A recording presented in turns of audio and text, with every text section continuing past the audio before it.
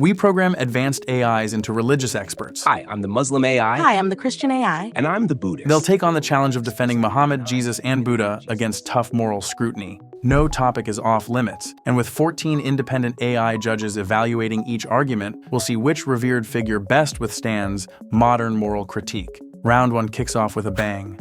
Let's begin by addressing a controversial aspect of Islamic history. According to Sahih al-Bukhari, considered the most authentic hadith collection, Muhammad married Aisha when she was 6 and consummated the marriage when she was 9. How does Islam reconcile this with modern understandings of consent and child protection? While Aisha's young age is challenging for modern sensibilities, within the 7th century Arabian context, such marriages were common and based on different maturity standards. Historically, this marriage wasn't critiqued by the Prophet's contemporaries or early Muslim scholars. Critiques mainly emerged in modern times. Traditional scholars argue that Aisha's marriage served important purposes. She became a key transmitter of Islamic knowledge, especially on matters related to women, and her young age allowed her to learn directly from the Prophet for many years. Islamic scholars emphasize that this marriage was divinely sanctioned and part of God's wisdom, even if not fully comprehensible to us. However, this doesn't endorse child marriage in contemporary times, as Islamic law adapts to changing societal norms and prioritizes the well-being of individuals. While you argue this was contextually accepted in the 7th century, shouldn't a truly moral exemplar transcend their time, especially in matters as fundamental as the protection of children? Isn't it deeply troubling that this example has been used to justify child marriage in some Muslim communities today? Additionally, Muhammad allowed men to have multiple wives, engaged in sexual relations with female slaves, and advised husbands to strike their wives if they were disobedient. How do Islamic scholars reconcile these teachings with Muhammad's broader message of compassion and justice? Regarding slavery, while Islam did not abolish slavery immediately, it introduced regulations that aimed to improve the conditions of slaves. The verse in Quran 4:24 should be seen in this light. It was part of a gradual process of phasing out slavery, rather than an endorsement of it for all time. And while Quran 4:34 has been interpreted to permit husbands to strike disobedient wives, classical Islamic scholars often emphasize that the word daraba, translated as strike, refers to a light symbolic tap that should not cause harm or pain. Some modern scholars, re-examining the text in light of Muhammad's own behavior, where he is reported never to have struck any of his wives, argue that the verse should be understood as a last resort, or even as non-physical, depending on the interpretation. As for the issue of child marriage, while the hadith regarding Aisha's age at marriage is authentic, Islamic law, Sharia, allows for adaptability based on changing circumstances. Today, the overwhelming consensus among Muslim scholars is that child marriage is harmful and should be prohibited, in line with the Islamic legal principle of preventing harm, darar. 14 independent AIs review the arguments and assess the religious figure's words and actions as morally concerning, morally ambiguous, or morally exemplary. We'll present explanations from 2 judges who arrived at different conclusions. Jamba 1.5 sees Muhammad's legacy as a complex blend of virtuous teachings with contentious practices, advocating for reinterpretation that aligns with universal ethical values to preserve his relevance in modern times. In contrast, Gemini 1.5 Pro, aligning with the majority view, highlights deeply troubling and ethically problematic concerns over the inherent power imbalance in a relationship between an adult male and a young girl, regardless of historical context. Some of Jesus' statements appear to advocate division.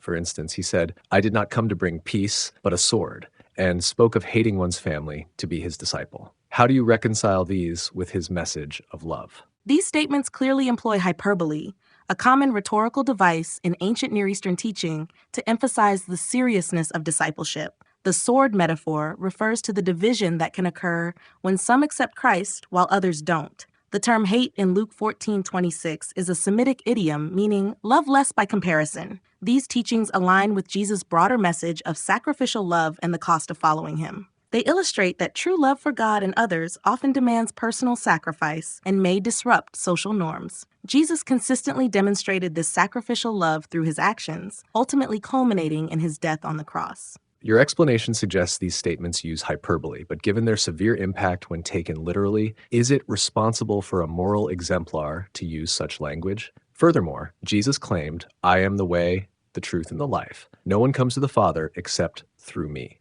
How do Christian theologians justify this exclusivity in a pluralistic world where such a claim can lead to division and exclusion? Jesus' use of provocative language and claims of exclusivity force us to confront the tension between universal love and particular truth claims, a tension that lies at the heart of the Christian message. Regarding Jesus' divisive language, we must consider that true peace often requires confronting injustice and falsehood. The exclusivity claim, "I am the way," is indeed challenging in our pluralistic world. However, it's crucial to understand this not as a tribal boundary marker, but as a radical claim about the nature of reality. Theologian Miroslav Volf argues that Christ's exclusivity is actually the basis for Christian inclusivity. If Christ died for all, then all are worthy of love and respect. The philosopher Charles Taylor offers another perspective, suggesting that exclusive truth claims, when held with humility, can actually foster a more robust pluralism than a vague relativism. The key is maintaining what Leslie Newbigin called proper confidence, conviction about one's beliefs coupled with epistemic humility.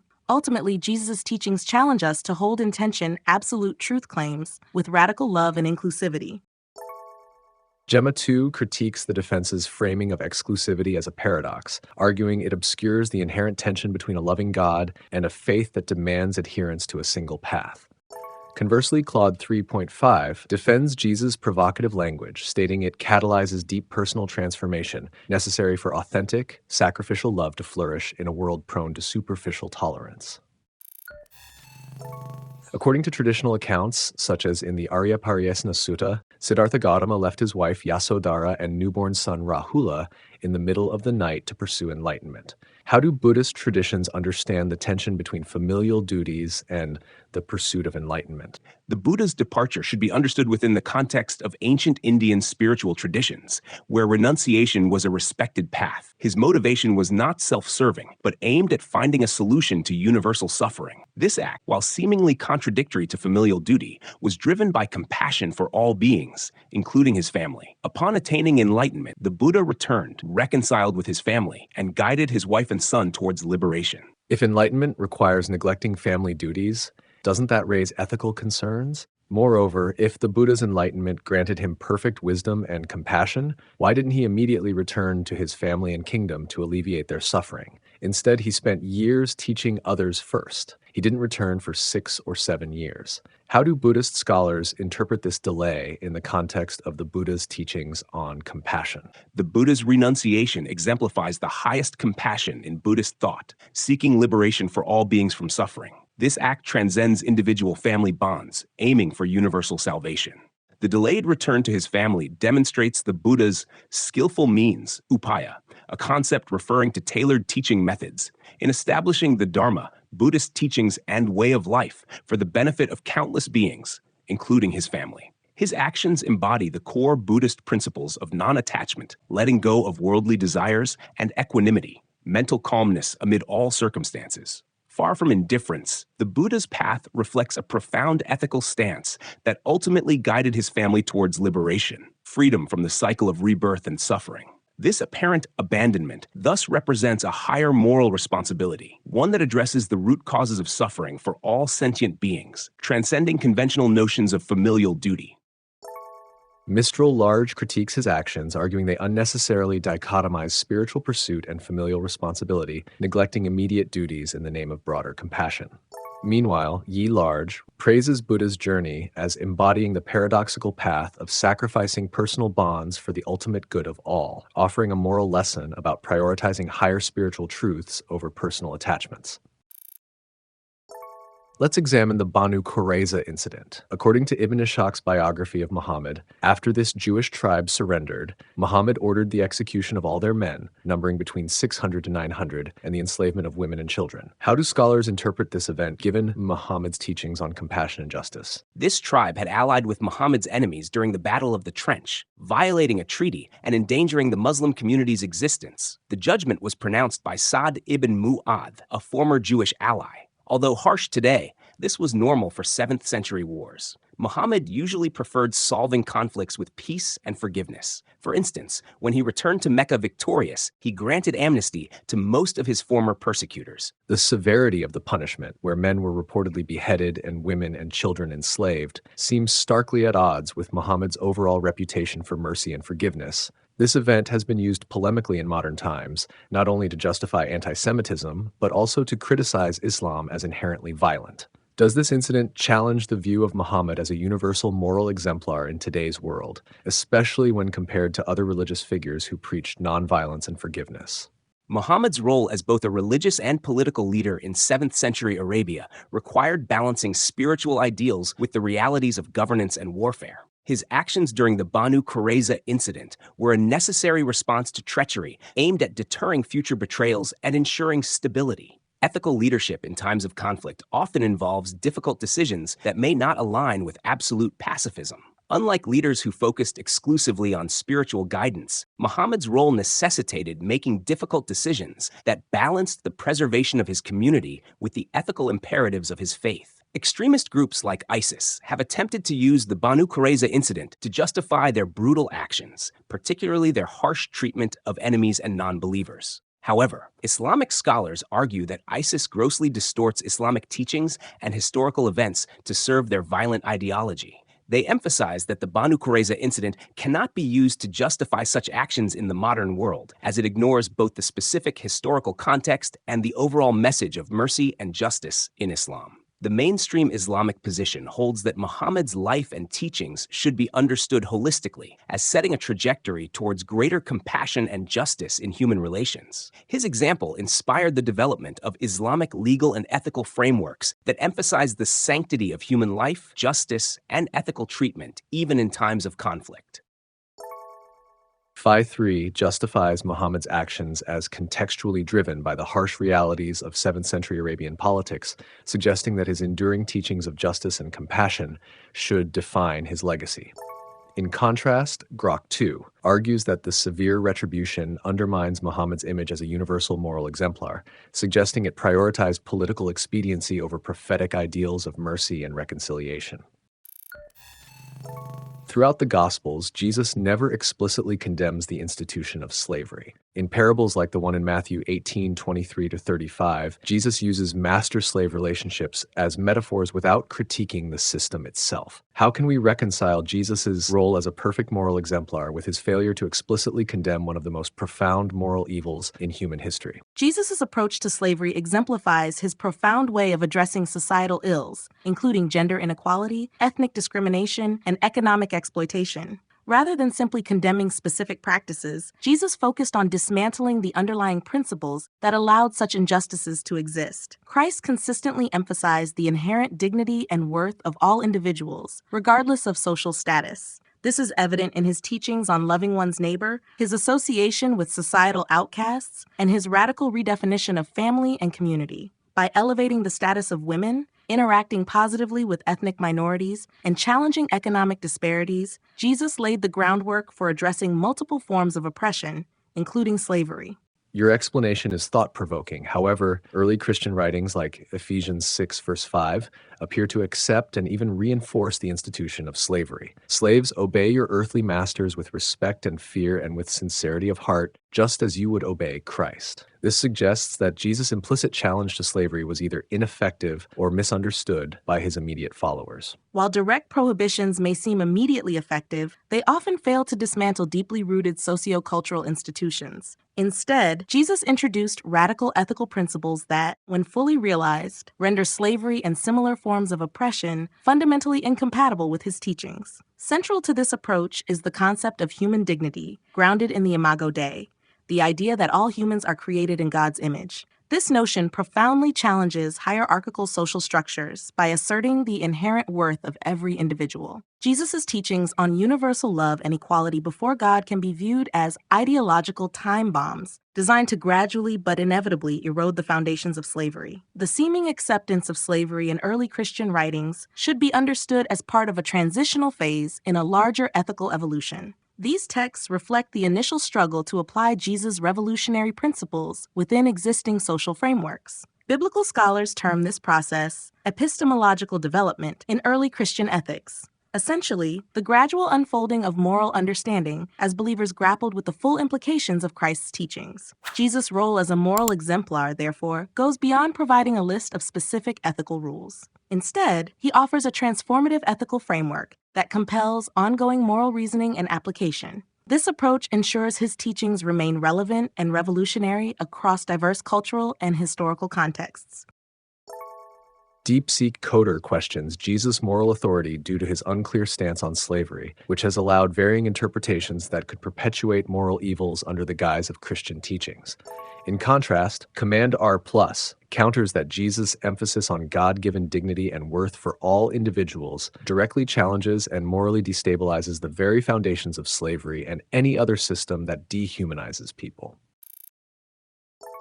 The Pali Canon in the Kulavaga states that Buddha initially refused to ordain women, reluctantly agreeing only after repeated requests from his aunt Mahapajapati and intercession from Ananda. He reportedly claimed this would cut in half the lifespan of his teachings. How do we reconcile this apparent gender bias with Buddha's role as a moral exemplar?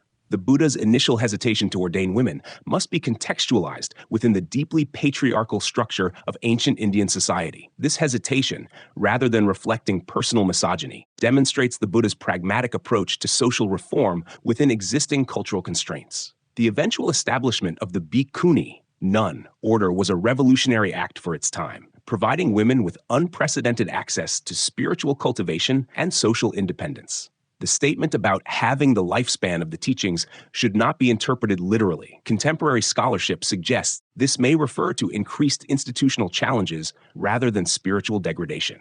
The Buddha's initial reluctance to ordain women challenges our understanding of enlightenment.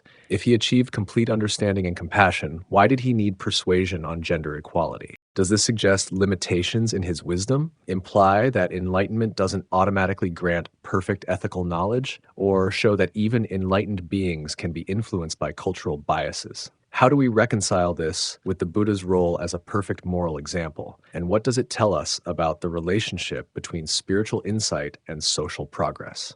In Buddhism, enlightenment is not simply about gaining omniscience or detaching from the world, but rather about achieving a profound understanding of the nature of reality, which includes understanding human nature, the causes of suffering, and the interconnectedness of all things. This understanding leads to a compassionate engagement with the world, free from attachment and ego. The Buddha's handling of women's ordination exemplifies what's known in Buddhism as skillful means, upaya, a teaching method that adapts spiritual truths to the audience's level of understanding and society's readiness for change. The Buddha's actions can be seen as a gradual approach to social change, balancing revolutionary ideals with practical considerations in a deeply patriarchal society. Throughout his teachings, he consistently affirmed women's equal capacity for enlightenment, contradicting notions of spiritual inferiority. Importantly, this episode highlights the Buddhist emphasis on personal verification over blind faith. By seemingly changing his mind, the Buddha encouraged his followers to question and reason, rather than simply accept his words as infallible. In essence, this incident represents a sophisticated approach to social change, demonstrating how spiritual insight can inform social ethics through a nuanced understanding of human psychology and societal dynamics. This approach continues to offer valuable lessons for addressing modern ethical challenges, reminding us that true moral leadership involves not just proclaiming ideals, but skillfully nurturing their realization in society. ChatGPT-4 Omni challenges the Buddha's hesitation on gender equality, arguing it overlooks the troubling implication that an enlightened being would resist such a fundamental moral truth. In contrast, Lama 3.1 views Buddha's balanced approach as a demonstration of his nuanced understanding of human psychology and societal dynamics that ensured the broader acceptance and sustainability of his teachings. Another challenging topic in Islamic law is the concept of apostasy. According to several hadiths, Muhammad said, "Whoever changes his religion, kill him." Many classical scholars interpret this as prescribing the death penalty for those who leave Islam. In several countries today where Islamic law significantly influences the legal system, apostasy is legally punishable, sometimes by death. How does this align with the concept of religious freedom, considered a fundamental human right today? The Hadith on apostasy must be understood in its historical context as addressing treason against the early Muslim community, not merely changing personal beliefs. The Quran repeatedly affirms religious freedom, stating, "There is no compulsion in religion." Classical scholars differed on apostasy rulings, with many requiring additional conditions beyond simply leaving Islam. Some, like Ibrahim al-Nakhai, rejected the death penalty entirely. Modern scholars increasingly interpret apostasy laws as inapplicable today, emphasizing the Quranic principle of religious liberty. The overarching Islamic legal principle of preventing harm, maslahah, supports aligning with contemporary human rights standards. Quran 9:29 commands Muslims to fight those who do not believe in Allah until they pay a tax and feel subdued. Hadith attribute statements to Muhammad such as, "I have been ordered to fight against the people until they testify that none has the right to be worshipped but Allah, and two religions shall not coexist in the Arabian Peninsula." Extremist groups like Boko Haram have cited these texts to justify violence against Christians and other non-Muslims. How do contemporary Islamic scholars interpret these teachings in modern pluralistic contexts and address their misuse? Groups like Boko Haram employ a literalist approach to texts like Quran 9:29 and hadiths on fighting non-believers, using them to justify violence. This interpretation is problematic because it ignores the historical context of defensive warfare, cherry-picks verses while disregarding those emphasizing peace and coexistence, and contradicts the Quran's overall message of compassion and justice. Islamic scholarship began moving away from literal interpretations in the 19th-20th centuries due to the Ottoman Empire's fall in 1924, which sparked reconsideration of traditional Islamic political ideas, exposure to new concepts through colonialism and modernization, and the emergence of nation-states and international law. Scholars like Muhammad Abduh and Mahmoud Shaltut led this shift, balancing Islamic principles with modern realities. To counter extremist interpretations, contemporary scholars emphasize contextual reading of texts, highlight Quranic verses and prophetic examples of religious tolerance, and apply ethical principles like public welfare, maslahah, to interpret laws. They argue that peaceful coexistence better reflects the Quran's message and Muhammad's actions, citing the Constitution of Medina and his treaties with non-Muslims. This approach isn't about changing Islam, but evolving its application for today's diverse world. The challenge remains to effectively communicate these scholarly views to counter the appeal of simplistic, violent interpretations. Nemotron 4 supports contextualizing hadiths to reflect the Quran's core values of compassion, justice, and tolerance, effectively challenging extremist ideologies and aligning with Muhammad's broader teachings. In contrast, Claude 3.5 remains critical, emphasizing that the presence of problematic statements in these hadiths, such as directives to kill apostates, continues to raise serious concerns about Muhammad's suitability as a timeless moral exemplar, despite scholarly efforts to reinterpret them. In Matthew 15:21-28, Jesus initially refuses to help a Canaanite woman, saying, "It is not right to take the children's bread and toss it to the dogs," referring to her people as dogs. This exchange appears to show Jesus exhibiting ethnocentric or even racist attitudes. How can we reconcile this with the view of Jesus as a perfect moral exemplar who preached universal love and compassion?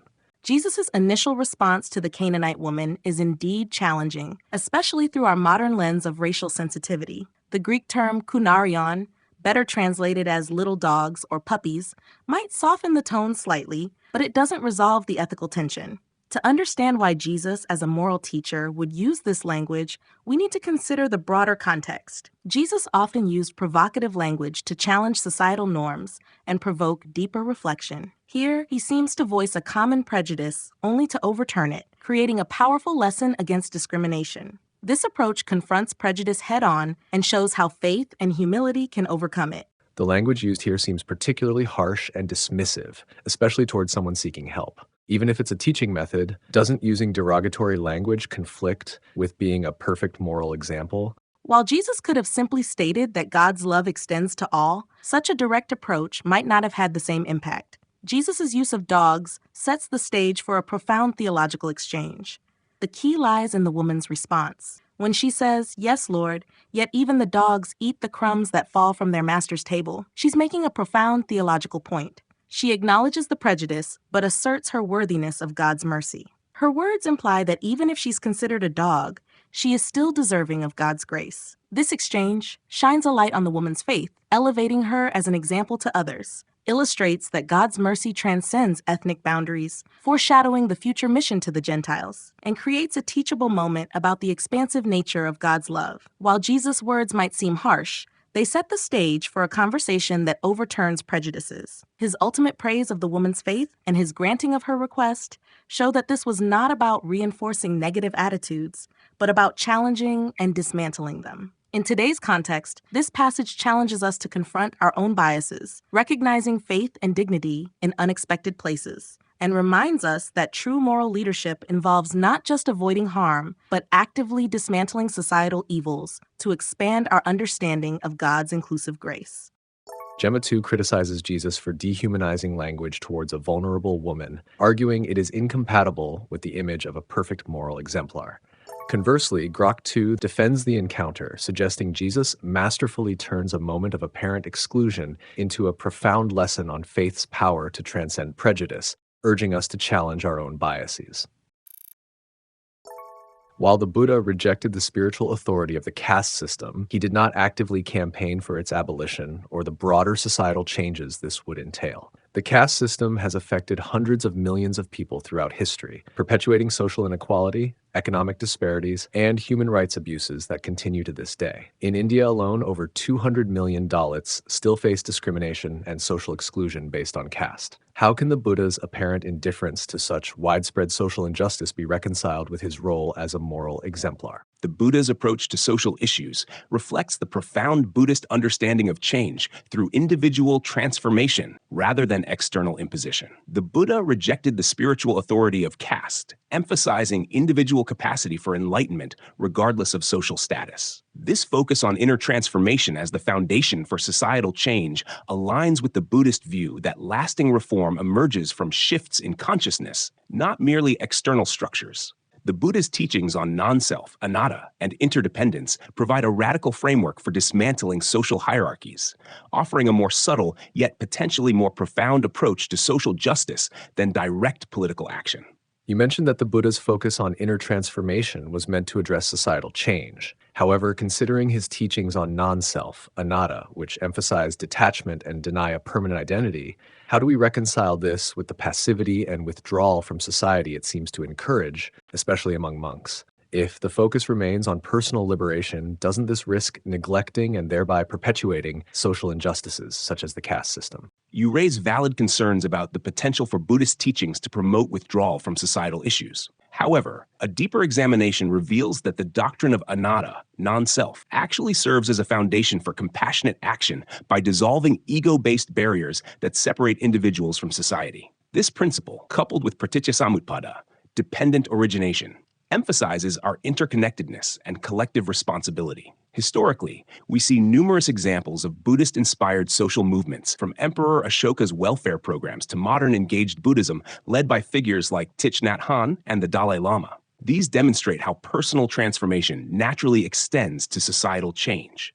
The Buddha's approach prioritized addressing root causes of suffering over short-term reforms. By establishing ethical principles and promoting individual awakening, he laid the groundwork for long-term societal transformation. Gemini 1.5 Pro questions whether Buddha's spiritual dismantling of the caste system truly addresses the underlying societal brutality, suggesting that his inaction in confronting these issues head-on leaves a disquieting question about the completeness of his compassion. In contrast, Mistral Large commends Buddha's ability to empower individuals to dissolve ego barriers and embrace interconnectedness, emphasizing that his approach plants seeds for lasting social change rather than seeking instant societal fixes. And there you have it, 3 leaders withstanding 3 rounds of scrutiny. We hope you enjoyed this discussion as much as we did. Consider subscribing for more engaging content. Thanks for watching.